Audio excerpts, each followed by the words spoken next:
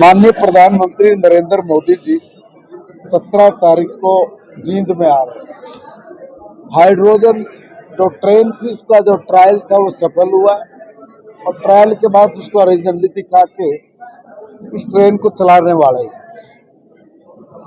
जिसका खर्च बिल्कुल एकदम नगण्य जीरो होगा। ये दो देशों में, जर्मनी में और यूएस में भी है, जिनकी कैपेसिटी छोटी है, 100 केडब्ल्यू से लेके और 600 केडब्ल्यू तक। और हिंदुस्तान के साइंटिस्टों ने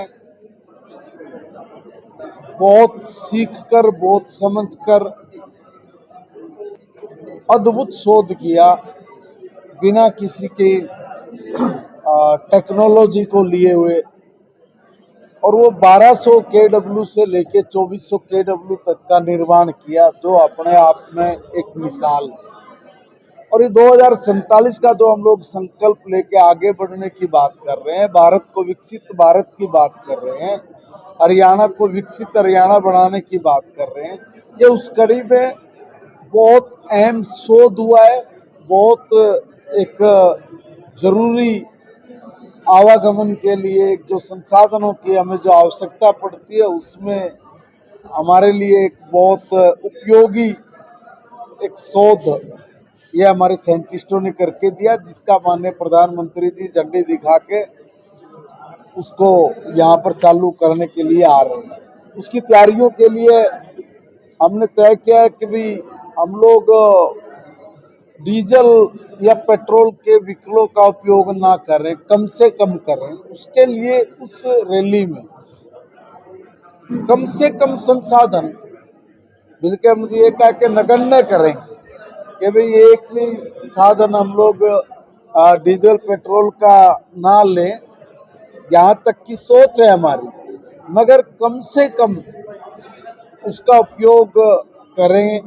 और जो हमारी जो एलपीजी की जो गैस, सीएनजी के जो व्हीकल है, उन सीएनजी के व्हीकलों का या ईवी व्हीकलों का हम लोग उपयोग करें, साइकिल का उपयोग करें।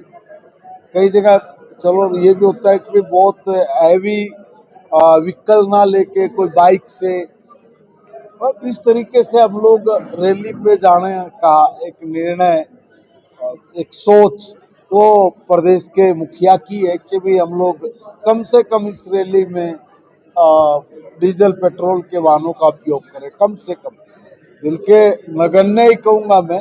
और हम लोग उसकी तरफ जा भी रहे हैं, बढ़ भी रहे हैं।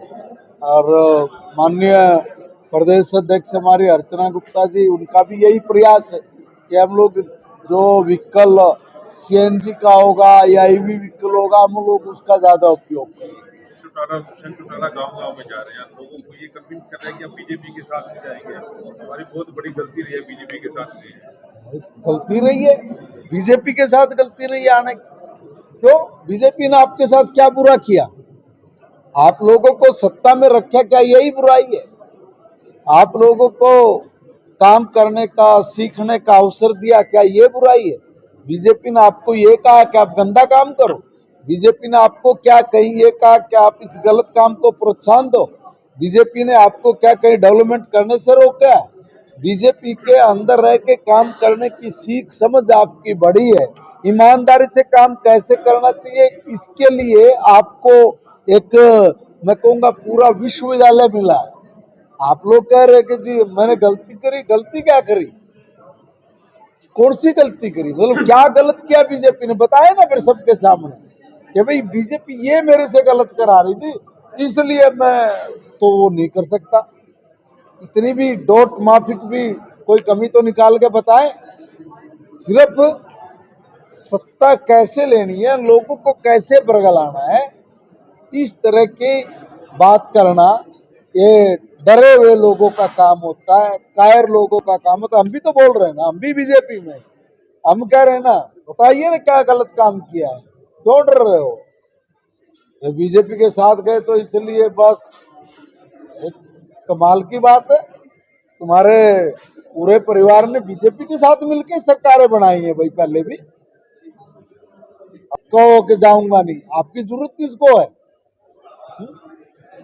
तो जनता जनार्दन खुद ही चाहती है कि किस तरह की सोच को दूर रखना है और कौन सी सोच को आगे बढ़ते हुए इस देश को विकसित देश बनाना है। लोगों की समझ उनसे बहुत आगे है।